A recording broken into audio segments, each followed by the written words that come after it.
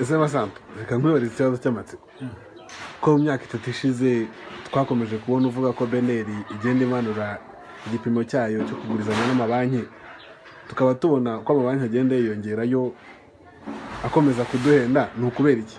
Impamvu ebyiri nakubwiramo nuko iya mbere nuko ubona ko nta higanwa rihari hagati y'amabanki n'amabanki mashyashya akomeza kuza araza agashyiraho za produit cyangwa za services zitandukanye sanzwe zitangwa n'amabanki ukabona nta gishyashya kirimo, ibyo rero bigatuma nta higanwa ririmo. Ariko ikindi gikomeye kurusha nuko n'ubundi nubwo Beneri ikomeza kugabanya igipimo hagati yo kugurizanya hagati yayo n'amabanki y'ubucuruzi ntibikuraho n'ubundi ko amabanki agifite amafaranga make yo kuguriza, bivuga ngo abakeneye amafaranga ni benshi ugereranyije n'amafaranga za banki zifite. Ibi bikaba biterwa hanini n'umuco ukiri hasi w'abanyarwanda mu bijyanye no kwizigamira, kuko igipimo cyo kwizigamira cyari hasi hano mu Rwanda.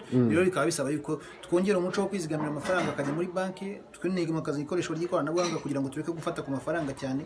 Ibi byazanafasha cyane cyane mu bijyanye n'amabanki kubona amafaranga ahagije yo kujya aguriza abikorera bafite amafaranga nabo menshi ababyiganiraho, byatuma n'ubundi bagabanya kugira ngo abantu baze kuyiguriza icyo gipimo noneho kikatangira kugabanuka kinini mu kuguza.